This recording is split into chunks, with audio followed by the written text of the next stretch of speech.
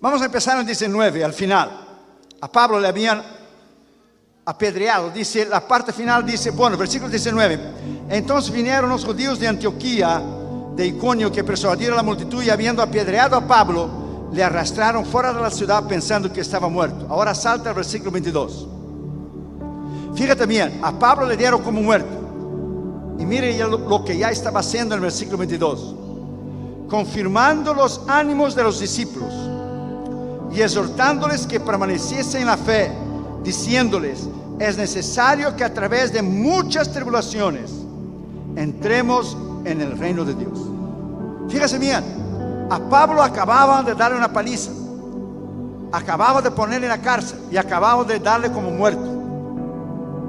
Pablo no tuvo ni tiempo de recuperarse físicamente, y él y Bernabé ya estaban allí en Listra, confirmando los ánimos de los discípulos, diciendo, es necesario que permanezcan en la fe, porque es a través de muchas tribulaciones que vamos a entrar en el reino de Dios. Ponga esa palabra en su corazón. La puerta es angosta, la puerta es estrecha, muy pocos son los que entran por ella.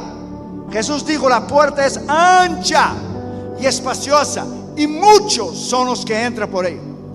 Y dijo Jesús un detalle muy importante, que la puerta era angosta y estrecha, pequeña para entrar, y muchos procurarán entrar, querrán entrar y no podrán hacerlo. ¿Quién quiere entrar? ¿Los homosexuales? No. ¿Las lesbianas? No. ¿El perverso sexual? No. ¿Los ladrones? ¿Los mentirosos? No. ¿El impío? No. ¿Quién quiere entrar? Usted y yo. Y muchos querrán entrar y no podrán hacerlo. Ponga esa palabra en su corazón. La vida cristiana es una vida de entrega, de abnegación, de pagar el precio, de vivir una vida extraordinaria para Dios, sabiendo que todo va a pasar y lo único que va a permanecer, ponga esa palabra en su espíritu, todo va a terminar. Lo único que va a permanecer son dos cosas que son eternas. Lógico, primero, que es Dios, que no puede pasar, y segundo, su iglesia. Todo lo demás va a terminar. Tú y yo vamos a permanecer para siempre. Estaremos permaneciendo para siempre con el Señor. Vamos a orar. Padre, en el nombre del Señor Jesucristo, háblanos con poder y autoridad en esta noche. Te damos gracias por la pastora Irma Costa, por esa iglesia Cristo Te Ama, por los líderes, los oficiales. Gracias por el privilegio y el honor de estar aquí, Señor, en esta noche en Fort Lauderdale. Háblanos con poder y háblanos con autoridad. Nos humillamos delante de ti y te pedimos que solamente la voz del Espíritu Santo se oiga, y que tú nos hables en el poder de la autoridad de tu nombre y en el poder de la autoridad de tu palabra. Atamos todo espíritu contrario, toda obra maligna, toda obra de brujería, hechicería, santería, ocultismo, vudú, magia negra, magia blanca, satanismo. Están atados en el nombre del Señor Jesucristo, por la sangre del Señor Jesucristo, y están vencidos. Y solamente la palabra de Dios se puede predicar en esta noche, en el nombre de Cristo, por la palabra de Cristo, por la sangre de Cristo, por la unción de Cristo y por el Espíritu de Cristo. En el nombre del Señor Jesucristo te pedimos esto por la fe, y reconociendo que Irión no es nada y nadie, solamente un siervo y un siervo inútil. Te pedimos que tú nos hables en el poder de la autoridad de tu nombre, en el nombre del Señor Jesucristo. Amén. Dale un aplauso al Señor Jesucristo, hermano. Dale un aplauso al Señor Jesucristo. Podéis sentar.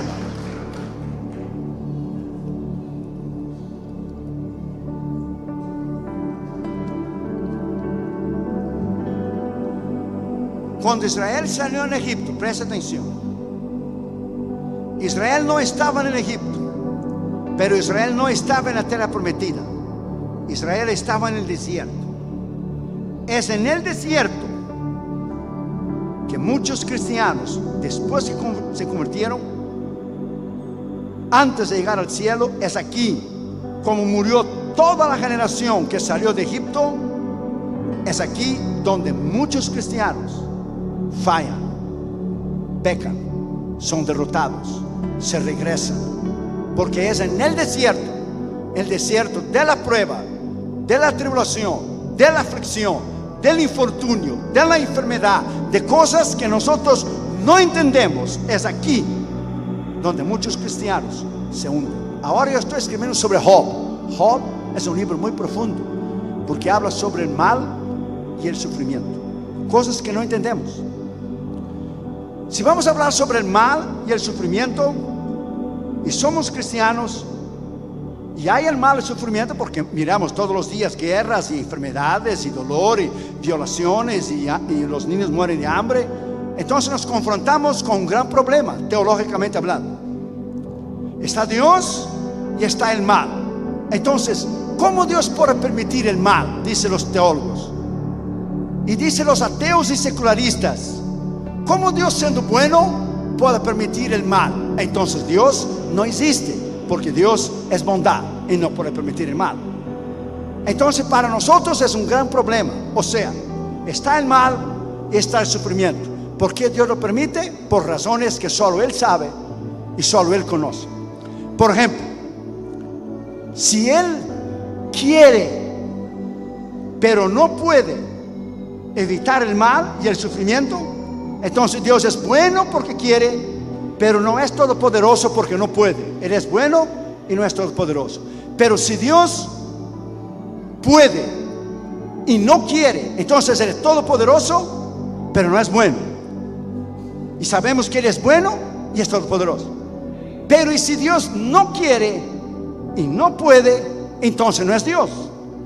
Pero si Él quiere y no puede, o si Él quiere y puede y no lo hace, entonces es un Dios malévolo, dicen los ateos, los secularistas y los gnósticos. Pero aquí tenemos un gran problema, que es un gran dilema, que la mente humana no puede entender los propósitos eternos de Dios. Nosotros somos muy chicos para entender la mente de Dios. Es como un niño de 8 años de edad intentar entender lo que fue la mente de Einstein, del gran físico. Eso es imposible. Entonces ponga esa palabra en su corazón. Usted pasará por desiertos, pruebas y tribulaciones que usted no va a entender por qué Dios permitió.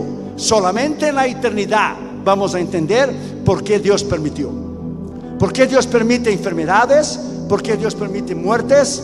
Hoy estaba escribiendo sobre Jim Elliot, el gran misionero americano que con 28 años de edad fue martirizado. Los indios Aucas del Ecuador lo mataron con 28 años de edad. Su esposa Elizabeth y los líderes de misiones mundiales del mundo entero mandaron cartas aquel tiempo, les visitaron. Nadie podía entender el por qué Dios permitió la muerte de Jim Elliot, un gran misionero con 28 años de edad, un jovencito. Pero después de muchos años, Dios levantó una generación de misioneros jóvenes que fueron al mundo entero inspirados por la muerte de Jim Elliot, que los indios lo mataron con flechas y lo mataron con lanzas. Dios levantó una generación de jóvenes que fueron al mundo entero como misioneros y ganaron miles de personas para Jesús, cosa que Jim Elliot, si hubiera estado vivo solo, nunca hubiera hecho. ¿Usted entiende? Dios tiene sus propósitos y su manera que nosotros no entendemos. Entonces el problema está que cuando Dios permite una tragedia, Dios permite un sufrimiento, Dios permite un infortunio, una desgracia, lo primero que hacemos, ahora que estoy escribiendo sobre Job, es acusar a Dios. Job acusó a Dios. Job se justificó contra Dios. Job dudó de Dios, pero Job nunca negó de Dios. Claro, porque Job no sabía el trato o el acuerdo o la apuesta entre Dios y el diablo que hicieron en el cielo. Tú y yo sabemos, pero él no sabía lo que estaba detrás del telón, porque él no tenía la palabra. Tú y yo sí sabemos que era una apuesta entre Dios y el diablo, porque Dios había dicho que él iba a pasar la prueba y que él lo amaba.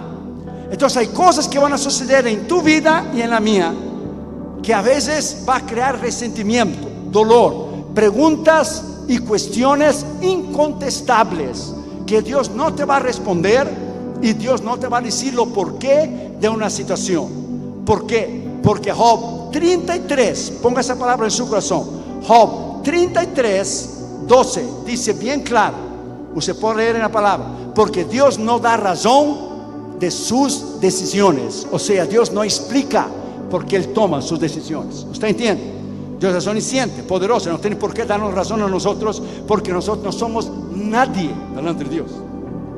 Entonces aquí reside el problema, que cristianos a veces que están en el desierto de la prueba, de la lucha, de la tribulación, y pasa un problema, una desgracia, una enfermedad, algo que no entendemos, se apartan de Dios, mueren espiritualmente, van al mundo o quedan con un dolor y un resentimiento porque no entiende lo que es las decisiones de Dios, y al contrario, al invés de arraigarse en la palabra, de buscarse en la palabra, quedan adentro de su corazón lo que es una acusación en contra de Dios. Pero yo vengo a decirte a ti esta noche, no importa lo que Dios haya permitido en tu vida, no importa lo que haya pasado, no importa las tristezas, no importa las pruebas, no importa los infortunios, no importa las desgracias, Dios tiene un plan soberano y Dios sabe absolutamente todo y lo por qué que ha sucedido en tu vida. Tú y yo no lo sabemos.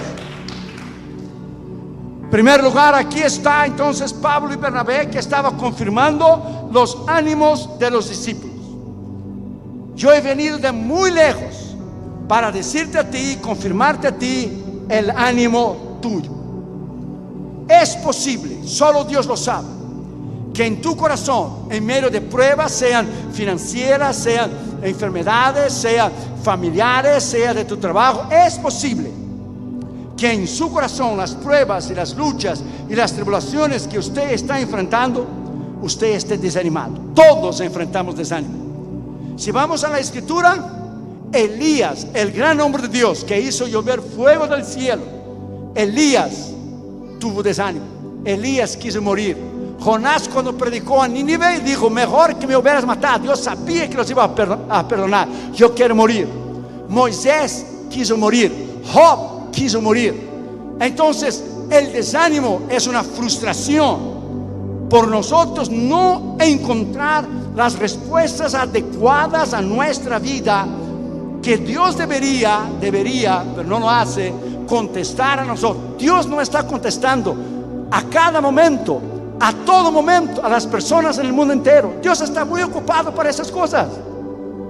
Entonces Dios no está en eso de que cada vez que pasa algo nosotros vamos delante de Él y preguntar el por qué. Dios no tiene por qué decirlo, por qué. El problema es que nuestra mente humana, nosotros no entendemos los designios de Dios. Dios es muy grande, hermanos.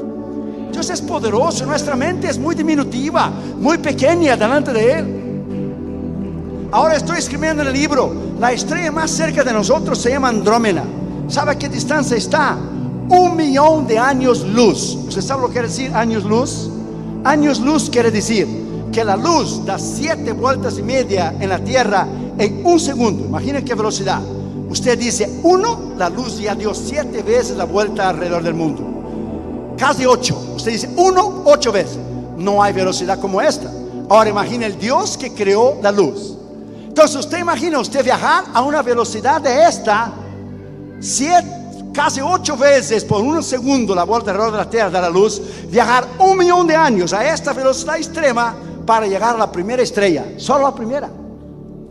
Y el universo tiene millones de estrellas y millones de galaxias esparcidos por todo el universo. Por eso el Salmo 8 decía David: ¿quién soy yo para que tú te acuerdes de mí? ¿Quién soy yo para que tú te acuerdes de este ser insignificante? Él es grandioso, Él es poderoso, Él es eterno, Él es omnisciente, sabe todo, omnividente, ve todas las cosas, omnipresente, está en todos los lugares, omnipotente, tiene todo el poder. Nuestro Dios reina, nuestro Dios es poder, nuestro Dios es autoridad, nuestro Dios vive. Y aunque usted no conozca las razones por las cuales Él ha tomado sus decisiones, permanezca.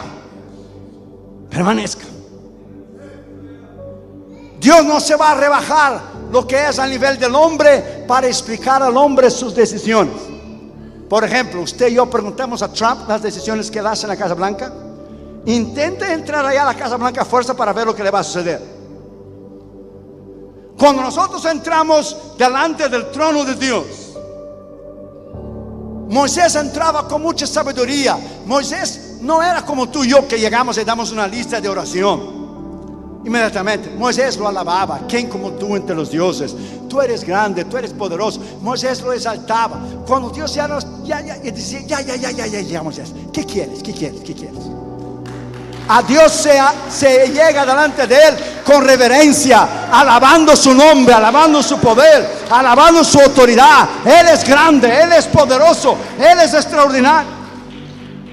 Pero todos somos humanos, todos nos desanimamos, todos nos cansamos. Moody, el gran predicador, una vez fue tentado a dejar el ministerio, y él encontró al lado de la Biblia escrito: cuando seas tentado para dejar el ministerio, lea esas palabras. Haga todo lo que puedas, al mayor número de que puedas, a la mayor oportunidad y todas las veces que puedas. Porque nosotros pensamos que tentación no es solamente sexual. Oh, no. Usted puede ser tentado de hablar de su pastor, su pastora. Usted puede ser tentado de no dar sus diezmos, sus ofrendas. Usted puede ser tentado de descarriar del Señor. Usted puede ser tentado de dejar de orar, de dejar de leer la palabra de Dios, de dejar de ayunar. La gente cree que tentación es en nada sexual. No, usted puede ser tentado de varias maneras. Pero recuerda lo que dice 1 Corintios 10:13. Ninguna tentación es más que una tentación humana, pero fiel es Dios, que no os dejará tentar más de lo que podéis soportar, pero antes con la tentación le dará la salida. Sea prueba, sea enfermedades, sea tribulaciones, Él es tu consuelo, Él es tu amparo, Él es tu roca, Él es nuestro libertador, Él es nuestra fortaleza. Alabado sea su nombre. Él es lo que Él dice que Él es en su palabra. Físicamente, los vuelos y los aviones ya me cansan. Yo he dado 20 veces la vuelta alrededor del mundo. Imagínese usted, hermano, 20 veces. En un vuelo de ayer de Los Ángeles a Atlanta aquí, yo fui a dormir medianoche y media hasta las 2 de la mañana. Dormí 1 hora y media. Una lucha espiritual terrible. Porque aquí hay satanistas, aquí hay brujos, aquí hay satanistas en esta ciudad. Y Damaris y yo, usted sabe que no se dice, con tu hora y tu ayuno no se dice. Pero Damaris y yo sacamos, Pastora Irma, 3 días de oración y ayuno por usted, por la iglesia, por usted. Viernes, sábado, domingo, Damaris y yo ayunamos por usted. Porque la guerra espiritual era tan grande para impedir que yo viniera aquí, que usted no tiene idea. Usted no tiene idea cómo el diablo impidió que yo llegara aquí ayer. Pero déjame decirte a ti, Dios va a hacer cosas tremendas en esos 3 días.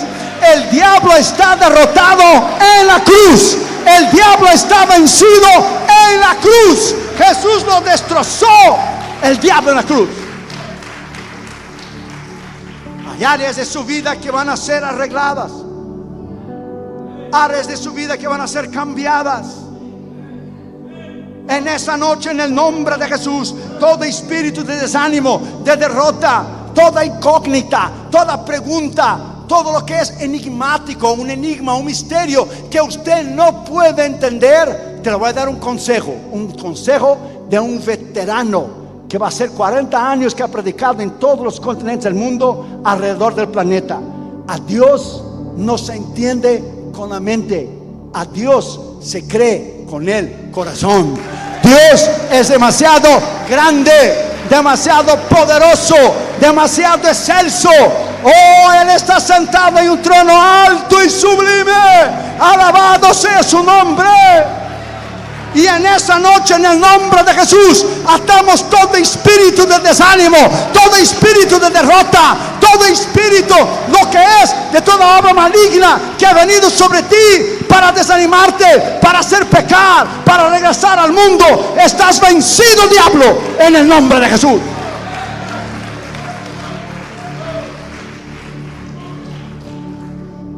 Los vuelos me cansan, ya los viajes me cansan. Pero no es por el cansancio y desanimarme físicamente que yo voy a dejar de predicar. Esos viajes intercontinentales, cuando fuimos hace poco a Bangkok, Tailandia, llevamos 22 horas con el avión. Si usted va de barco, usted no llega nunca. 12 y 13 horas hasta Japón. 3 horas de espera en Tokio y más 8 horas hasta Bangkok. Usted pasa a Indonesia, Filipinas, Camboya, Laos, Vietnam. Usted da la vuelta alrededor del planeta y llega a Bangkok. Llegamos a las 2 de la mañana con una temperatura y una humedad terrible para predicar el día siguiente. Mañana y noche, mañana y noche, mañana y noche, mañana y noche. Hemos trabajado para Él como usted no tiene idea. Déjame decirte a ti, my friend. El diablo, cuando no te derrumba a ti en pecado sexual o orgullo o finanzas, él va a intentar tocar tu salud. Cuando él no toca tu salud, él va a intentar traerte desánimo, él va a intentar traerte cansancio. Él va con toda su artillería pesada a intentar hacerte daño. Ya nos han disparado para matarme a mí. Ya el diablo ha intentado derrumbar el avión. Ya el diablo ha hecho esto y aquello. Estoy aquí, todavía estoy vivo. Todavía estoy aquí para predicar cuán grande es el Señor y alabar su nombre. Winston Churchill, el gran primer ministro de Inglaterra, fue invitado a dar un discurso en una escuela una vez. Winston Churchill, el gran primer ministro durante la Segunda Guerra Mundial, el que hizo frente a Hitler. Y le invitaron a una escuela para dar un discurso, y el hombre que lo introdujo lo llevó unos 20 minutos hablando sobre él. Quién era Winston Churchill, la grandeza de Winston Churchill, que ya había él dado de frente contra Hitler y los nazis, y eso, y eso, y eso, y eso. Y Churchill tomó su bastón despacito, llegó hasta la tribuna, el púlpito, y dijo 8 palabras, solo 8. Nunca, nunca, nunca, nunca, nunca, nunca, nunca desista. Y se sentó. That's it. Nunca desista. Hay pruebas, luchas, tribulaciones, infortunios, desgracias, enfermedades. Nunca desista. Jesús en el huerto del Getsemaní, todas las fuerzas del infierno estaban sobre él. Seguro que el diablo estaba diciendo: ¿por qué morir por tus discípulos? Ellos no pudieron orar una hora contigo. ¿Por qué va a morir por tu iglesia? Si tu iglesia más tarde, unos van a pecar, otros robar, otros adulterar. No vale la pena. Desista de la cruz. Su mayor prueba fue el Getsemaní. Allí él dijo: Señor, oh Dios, si es posible. Él sabía que no era posible, pero si es posible, pasa de mí este caso. Pero el problema no es que él iba a sufrir solo físicamente, la corona de espinas y los clavos en sus manos. Oh no. Teológicamente es mucho más profundo que esto. Yo puse en el libro de la cruz. ¿Sabe cuál era el terror de Jesús? Jesús no tenía terror de morir en la cruz. Si los cristianos del primer siglo, después de su muerte y resurrección, murieron gozosamente siendo quemados, partidos al medio, echados a los leones, el terror de Jesús no era morir en la cruz por el dolor. El terror de Jesús era quedar solo en la cruz, porque en la cruz él dijo bien claro: Dios mío, Dios mío, Dios mío, ¿por qué me has desamparado? Y usted va al libro de Juan y usted va a encontrar a Jesús decir en todo el libro: el Padre está conmigo, el Padre testifica por mí, yo no hablo por mí mismo, el Padre habla por mí. El Padre está conmigo, el Padre que me ha enviado, el Padre hace las obras, el Padre. Usted tiene que entender que en la cruz él no dijo: Padre mío, ¿por qué me has desamparado? Él dijo: Dios mío. En la cruz él pagó el precio. Como cualquier pecador abandonado en el infierno, él sintió lo que es la eterna separación con Dios. Y en la cruz, por la primera vez desde la eternidad pasada, porque no lo conocemos, porque Salmo 90 dice 2 eternidades: eternidad pasada y eternidad futura. Salmo 90 fue Moisés que escribió, no David. Hay una eternidad pasada, una eternidad futura. Por la primera vez en la eternidad, él se quedó solo. Y él gritó: Dios mío, ¿por qué me has abandonado? En la cruz, él se quedó solo por un momento para que tú y yo nunca pudiéramos quedar solos. En la cruz, él fue abandonado por un momento por Dios para que tú y yo nunca fuéramos abandonados en el infierno para siempre. En la cruz, Dios quedó silencioso. Dios no habló a su Hijo para que tú y yo estuviéramos aquí hoy. Si Jesús mismo en la cruz no recibió respuesta de su propio Padre, No espere que Dios te conteste todas las incógnitas o preguntas que usted tenga. No espere que Dios te responda cada vez que usted tiene un problema. Pero yo estoy aquí para confirmarte tus ánimos, para decirte que usted tiene que seguir hacia adelante. Mire a la meta, como decía Pablo en Filipenses 3:14: prosigo al blanco, a la meta, al premio soberano de la vocación en Cristo Jesús. Prosigo al blanco. Entendiendo no, lo amamos. Entendiendo no, lo servimos. Entendiendo no, seguimos adelante. Entendiendo no, vivimos para Él. Si vivimos, vivimos para Él. Si morimos, morimos para Él. Somos de Él. Yes. Alabado sea su nombre.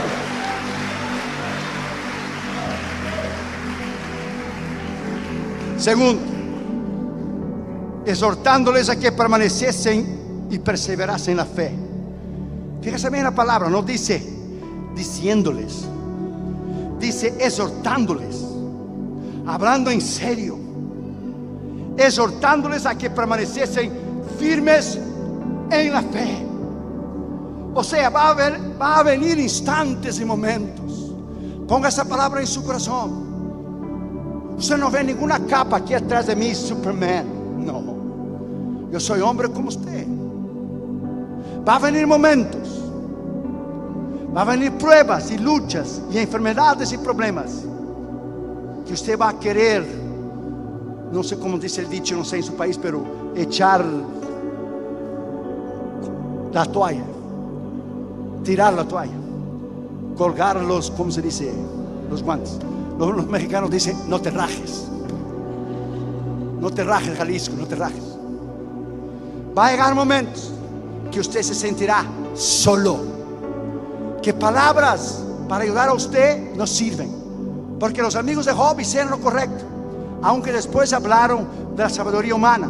Pero los amigos de Job lo vieron y gritaron de lejos, porque vieron su condición, y se sentaron con él 7 días y nadie habló una palabra con él. Muchas veces, para ayudar a una persona en dolor, lo mejor es, mira, quedar con la boca cerrada, porque citar versículos y hablar, y a lo mejor Dios permitió por eso, o a lo mejor Dios permitió por otro, o a lo mejor usted no sabe, yo no lo sé. Palabras en ese instante de dolor a una persona que está enfrentando sale sobrando. Los amigos de Job se quedaron con él y se sentaron y no hablaron nada. Ponga esa palabra en su corazón: permanecer en el sufrimiento, permanecer en el dolor, permanecer la prueba y salir de ella es carácter, es tremendo. Solamente hombres y mujeres de Dios, bajo el poder de Dios, pueden soportar pruebas y cargas insoportables que los demás no lo pueden hacer. Este camino no es para cobardes. Cristianismo no es para cualquiera. Cristianismo es para un hombre y una mujer que está dispuesto a pagar el precio. El cristianismo es camino de abnegación, de dolor, de paga del precio. Por hecho, muchos se van al mundo, se descarrían y regresan. ¿Por qué? Porque no pueden permanecer, porque no están arraigados en la palabra. Es necesario estar arraigado en la palabra, permanecer en la fe. Florence Chadwick, la gran nadadora de Estados Unidos, intentó una vez nadar desde la costa de California hasta la isla de Catalina. Y de la costa de California a la isla de Catalina está infestada de tiburones. Entonces una mañana, a las 5 de la mañana, ella puso el brazo en el agua. Estaba muy helado y muy frío. En un barquito al lado estaba su entrenador, estaba su mamá y su equipo, sus médicos y todo. Y ella puso el brazo. Ella quería ser la primera mujer de cruzar la costa desde California hasta la isla de Catalina. Después de mucho tiempo que estaba dando y dando y dando, ella empezó a cansar. Empezó a cansar. Entonces ella dijo a la mamá que estaba al lado del barco y su entrenador: sácame del agua, me está dando calambre, me voy a hundir, sácame del agua, sácame del agua. Su madre decía: siga hija, falta poco, siga hija, falta poco. Mamá, entonces me voy a hundir, me voy a hundir. Y la sacaron del agua. Cuando ella salió, los reporteros del mundo entero estaban en la playa. Y uno le preguntó y le dijo: Florence, tú no podías ver que estaba a menos de 1 milla para tú alcanzar la meta, que nadie lo ha hecho. Ella dijo, yo no quiero darle excusa, no es por la neblina que yo no podía ver, es que realmente me cansé y la neblina no me dejaba ver el final. Su mamá le dijo, el año que viene vamos a intentar y tú vas a seguir. Y ella entrenó 1 año entero, entrenó 1 año entero y entrenó y entrenó y entrenó. 1 año después, a la misma hora, en el mismo lugar, ella puso el brazo en el agua, y 1 vez, y 2 veces, y 3, y 4, y dio, y dio, y dio, y empezó a cansarse lo mismo. Pero su mamá decía, no desista, es que tú no puedes ver por la neblina no te deja ver el fin, la neblina no te deja ver la playa, el final, ahí es el fin. Tu nombre va a estar en el récord de Guinness, en el libro de Guinness, que nadie lo ha conseguido nadar lo que tú estás haciendo. Siga, siga, siga. Y ella dio y consiguió llegar hasta la playa allá donde nadie había podido llegar antes. Usted tiene que poner esa palabra en su corazón. La perseverancia, caminar con Dios es algo de diario, es algo de todos los días. No es de la noche a la mañana. Dios no corre, Dios camina. Dios dijo a Abraham, Génesis 17:1, yo soy el Dios todopoderoso, anda delante de mí y sé perfecto. O sea, sé íntegro, sé recto, porque perfecto solo Dios. Anda delante de mí. No se corre, y mucho menos se corre delante de Dios. Se anda, se camina. Se camina con esfuerzo, con perseverancia. Cuando escribí mi primer libro, fue una dificultad tremenda escribir el primer libro. Ninguna editorial quería editar porque no me conocí como escritor, porque las editoras, claro, yo entiendo, su negocio es vender el libro, para nosotros sostener el ministerio. Pero entonces la Thomas Nelson, que ahora es HarperCollins, editó el primer libro. Y de la noche a la mañana pues era libre en todo el mundo de habla hispana. Entonces vino el segundo libro, el tercero, el cuarto, el quinto. Ahora estamos en el 12 para el 13. Siempre lo primero es lo más difícil. Lo primero es el rompehielo.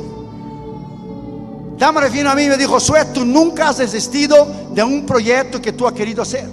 Si tú escribiste el libro y Dios te dio el libro, lo van a editar. Tú perseveres. Me llevó 2 años esperando, 2 años de espera, largos ayunos, larga oración. Dios es fiel. Basta permanecer, basta caminar, basta seguir adelante. Él es fiel y Él te lo va a hacer. Tercer lugar, dice que a través de muchas tribulaciones. Fíjese bien aquí el detalle de la palabra. No dice pocas, dice muchas. La palabra griega de tribulación o ser atribulado es la palabra tilipsis en el griego, del verbo tilibo, que quiere decir la voz pasiva. Íbamos a pasar tribulaciones, o estamos pasando tribulaciones, o iremos pasar tribulaciones. O sea, cada cristiano o ha salido de una prueba, está en una prueba, o va a hacer una prueba. ¿Usted entiende? Todos estamos en una prueba. Y si usted no ha salido de una prueba o no está en una prueba, esté seguro que usted esté caminando a una. Porque la vida cristiana es una batalla infernal hasta el día que Él nos lleve para estar con Él. Pero ya tenemos la victoria en Cristo Jesús. Ya la cruz, alabado sea su nombre, derrotó al enemigo. Alabado sea su nombre. Tú y yo podemos vencer. Durante la guerra civil estaban los confederados aquí en Estados Unidos, usted sabe, contra el ejército de la Unión. El presidente era Abraham Lincoln. Una vez una carroza quedó atascada en el barro, en el lodo, en el fango. Los guardias, los soldados intentaban empujar la carroza y los caballos, pero no podían salir porque las ruedas estaban, se dice, atascadas en el fango, en el barro. Gracias. Y el sargento estaba afuera, del lado de afuera, y gritaba a los soldados: empurren, empurren, empurren, hay que sacar a esa carroza de ahí, empurren, empurren, empurren. Hasta que de momento llegó un carruaje muy bonito, un carruaje adelante, otro atrás, y se bajó un caballero muy bien vestido. puso las mangas para aquí, no sé cómo se dice en español, a remendar las mangas, ¿sí? Ya, esto es así mismo, así mismo. Y de los pantalones también, y entró en el agua y empezó a empujar la carroza. Y el sargento le dice: muy bien, alguien más. Y de esa vez alguien refinado, qué bien, todos hay que empujar la carroza. El que había entrado, muy refinado, según el sargento, le dijo: ¿y por qué tú que eres el sargento no entra aquí y ayudes a empujar la carroza? Porque yo soy el sargento, yo mando. Y dijo el hombre: yo soy Abraham Lincoln, yo soy el presidente, yo te puedo mandar prender ahora mismo. Así que entre ahora mismo en el agua, entre ahora mismo en el barro, en el fango. Sí, señor, sí, señor, sí, señor. My friend, hay cristianos que están afuera, no están en la lucha, no están en la prueba. Sí hablan, sí mandan, hay una exterioridad en ellos, pero no están en el fuego allí empujando para tratar de salir de una prueba, salir de una tribulación. Entre en el agua, entre, empuje la carroza, salga hacia adelante, venza tus pruebas, venza tus tribulaciones, venza tus problemas, venza en el nombre de Jesús. Yo he descubierto en las cruzadas que hemos tenido alrededor del mundo que Dios sana a unos y a otros no. En India vimos milagros extraordinarios. Nosotros vimos en India ciegos ver, paralíticos caminar. Nosotros vimos en India cosas tremendas. África, India, alrededor del mundo. Pero Dios sana a unos y no sana a otros. Y ahora nosotros vamos a preguntar a Dios por qué Él sana a uno y otros no. Él sabe por qué Él sana a unos y otros no. Él sabe. Solo Dios conoce, solo Dios sabe el por qué. Porque Él determina. Cuando nosotros llegar delante de Dios, entonces podremos hacer las preguntas que queramos. Ahora que Él conteste, ya son otros 5 pesos. Porque Él no tiene obligación de contestar a nadie. Dios es Dios. Por eso Él es Dios. Por eso tú y yo no somos dioses. Él es Dios. Tú y yo no somos Dios. Él es Dios. Entonces lo que no entendemos, tenemos que pasar por arriba. Tenemos que ignorar cosas que nosotros sencillamente no se entiende. That's it. No se entiende, no se sabe. Seguimos hacia adelante y algún día Dios nos va a decir. Pruebas y luchas y tribulaciones, desánimos y pruebas, todos vamos a tener. Todos. Usted entra en la internet y usted va a ver lo que los satanistas hablan de nosotros. Cosas horribles. Usted va a ver las pruebas y luchas y tribulaciones de tantos enemigos que tenemos nosotros. Enemigos adentro de la iglesia, fuera de la iglesia. Ministros que nos cierran la puerta, no sé qué razón sea envidia, sea celo, sea porque sea, o doctrinalmente que vivimos la palabra como ella es y como tiene que ser. I don't know. Pero el diablo solo va a echar piedra a un árbol que tiene fruto. Ponga esa palabra en su corazón. Si a usted no hay pruebas, si a usted no hay lucha, si a usted no hay tribulación, el diablo no se interesa por ti. Si usted no tiene lucha, prueba, tribulación, si usted no está ganando almas, si usted no ora, si usted no ayuna, si usted no está en la brecha, usted no es una amenaza al diablo. Él le quiere sentadito ahí todos los días de su vida. Todos los días de su vida, sentadito ahí, tranquilo, solo oyendo. Pero él dirá: no entre en mi territorio. No te atrevas a ganar almas, no te atrevas a orar, no te atrevas a ayunar, no te atrevas a ganar almas, no te atrevas a hacer viajes misioneros, a hacer cruzar. El diablo solo echa piedra a una iglesia. Solo hay pruebas, luchas, enfermedades y cosas que no entendemos. Una iglesia de impacto, una iglesia de cambio, una iglesia tremenda, una iglesia que está haciendo una obra tremenda en el medio de las tinieblas. Y esta iglesia es una de ellas. Ponga esa palabra en su corazón. En el nombre de Jesús, Fort Lauderdale será para Cristo.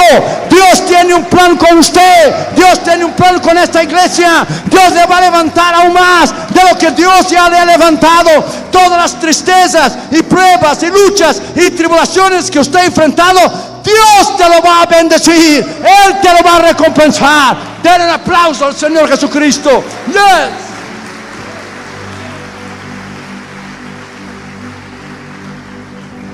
Cuarto lugar y último dice: y que entremos en el reino de Dios a través de las pruebas, tribulaciones, como ya hablé, aflicciones y persecuciones, a través de muchas. Ahora estoy escribiendo en el libro: el sufrimiento moldea el carácter. El dolor hace personas extraordinarias. Unos se alejan de Dios y lo acusan y lo culpan, porque Dios permitió una enfermedad, una muerte, una tragedia, un accidente. Otros se acercan de Dios extraordinariamente, sabiendo que somos tan pequeños para entender la mente de Dios. Pero el sufrimiento te moldea. Cuando tú pasas por una enfermedad y Dios te sana, y después usted ve a un hermano que está en la misma necesidad, usted sabe cómo ministrar a esta persona, porque usted ya pasó por esta enfermedad. Entonces el sufrimiento nos hace hombres y hombres mejores, mejores mujeres, mejores hombres y mujeres, los mejores ministros. Cuando nosotros vamos a esas misiones alrededor del mundo, Pastor Acosta, vamos a India, y usted ve a los misioneros comiendo sentados en el piso, comiendo arriba de una hoja de plátano, solo arroz con vegetales, y tú te identificas con ellos y tú sientas con ellos.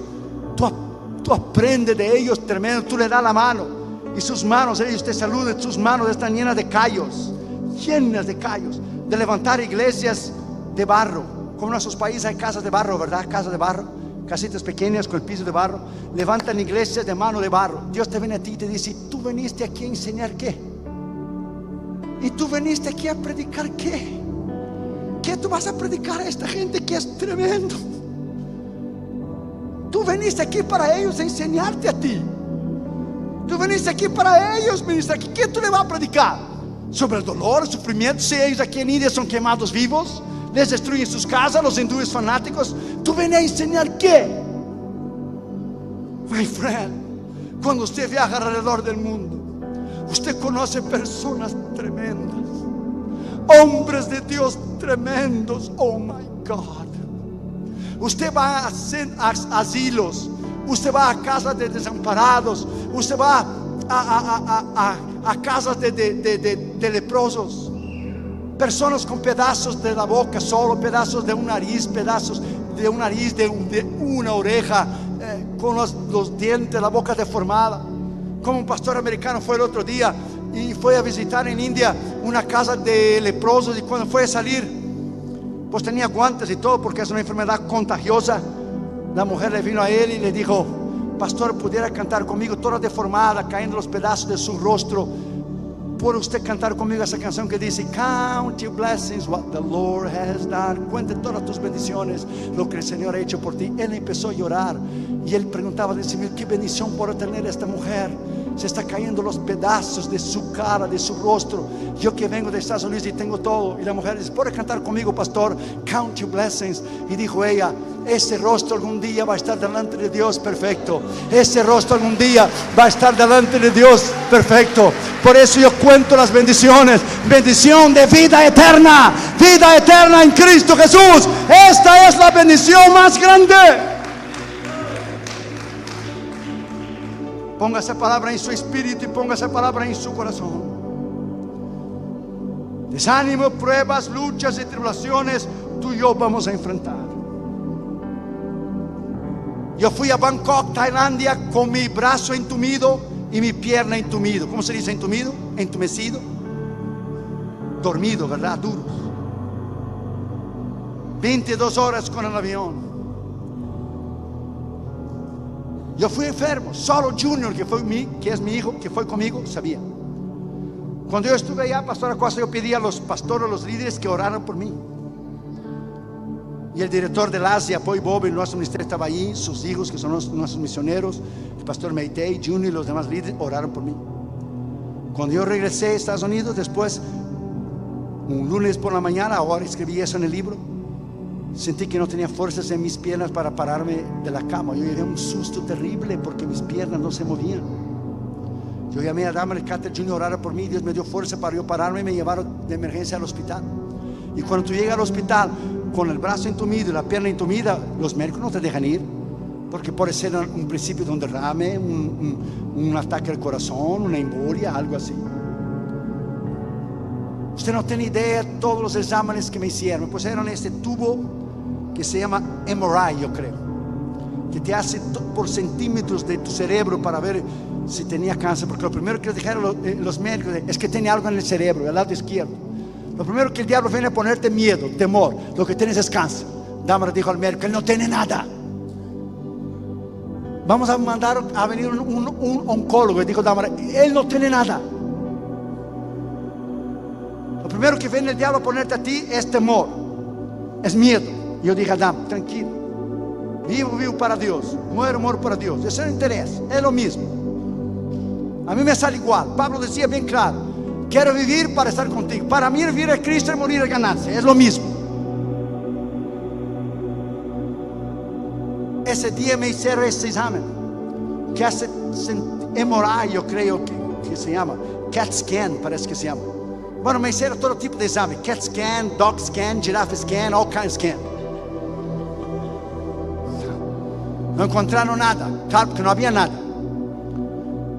Una mujer de Dios de Australia y un otro hombre de Dios me dijeron, lo que el diablo quiere es dejarte en una silla de ruedas, con el lado izquierdo paralizado, terminar con los misioneros, las cruzadas, el instituto bíblico en la India y terminar con tu ministerio. Esa enfermedad es un ataque satánico para dejarte a ti inmovilizado, porque tú le has hecho daño al diablo.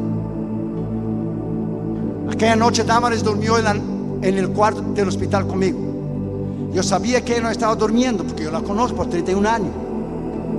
Ella estaba llorando, mirando la pared. Y ella se vino al lado de la cama y dijo conmigo, Josué, tú no puedes morir. Y yo le dije, ¿quién te dijo que voy a morir, chica? ¿Qué pasó? ¿Tú vas a tener a Irión para rato aquí?